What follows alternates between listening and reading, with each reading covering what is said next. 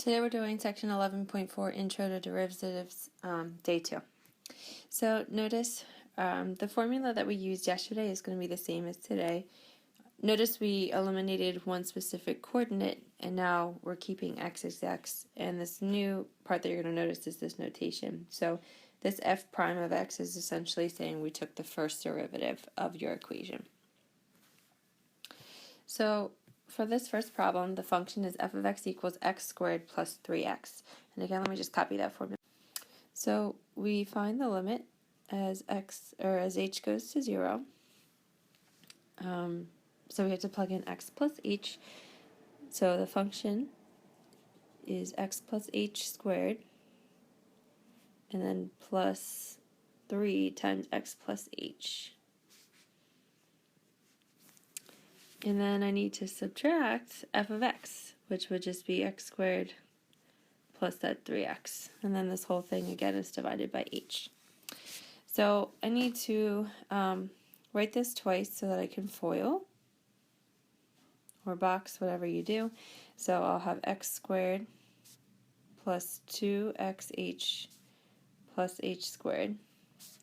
Then I have plus 3x plus 3h, so I just distributed in this middle. And here I just distribute that negative sign. So I have a negative x squared minus 3x. And again, this is all divided by h.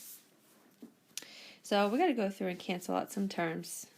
So you're going to see that this x squared will cancel out with this negative x squared. Here I have a positive 3x and a negative 3x. And that's it as far as terms canceling out. So now I'm at 2xh plus h squared plus 3h, and this is all being divided by h. And because every term has an h, I can reduce this by a unit of h. So the limit as h goes to 0, I'm going to be left with 2x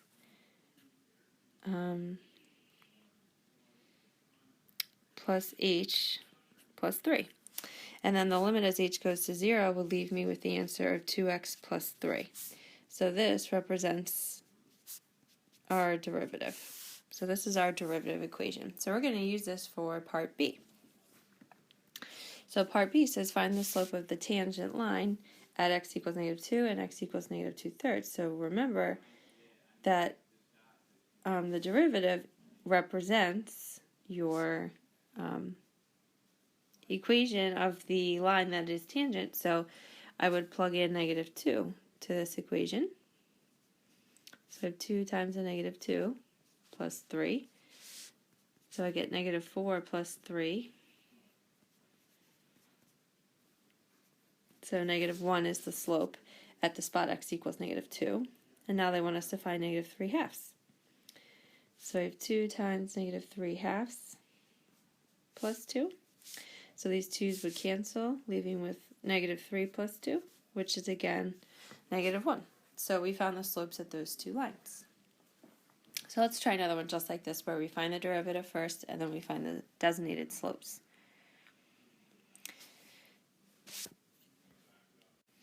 Alright, so I have the limit as h goes towards 0. I don't know why I keep writing x, sorry.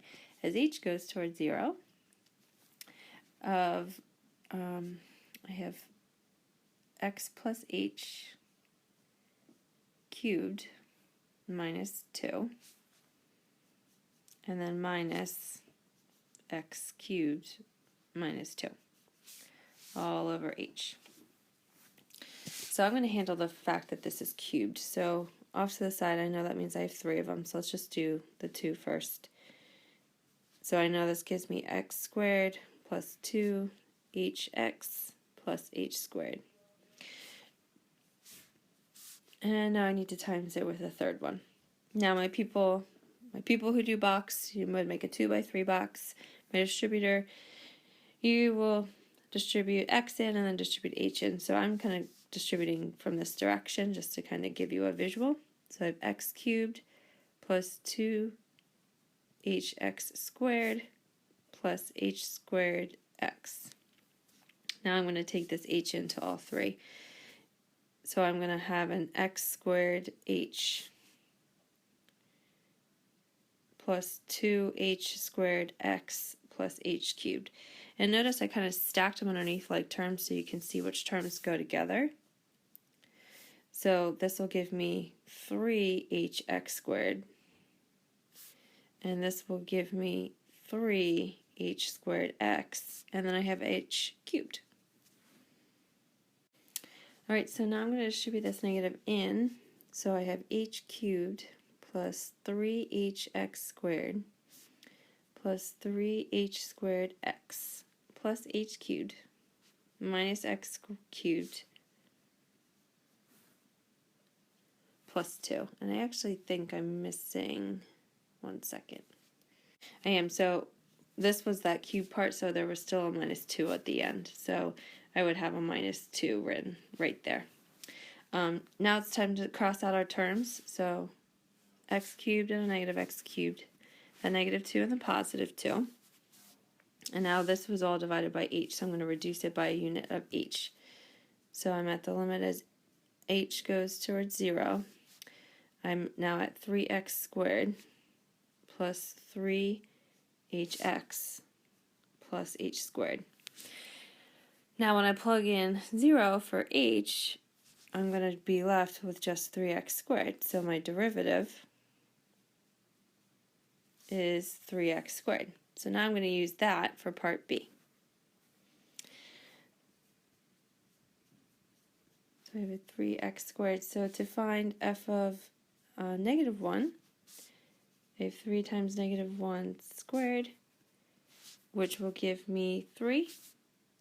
And if I plug in a positive 1, I have 3 times 1 squared, which again is a positive 3. So that would be part B, plugging in those values and finding the slope at a designated value. So that's all for today. We're going to do some practice on finding the derivatives using this formula tomorrow.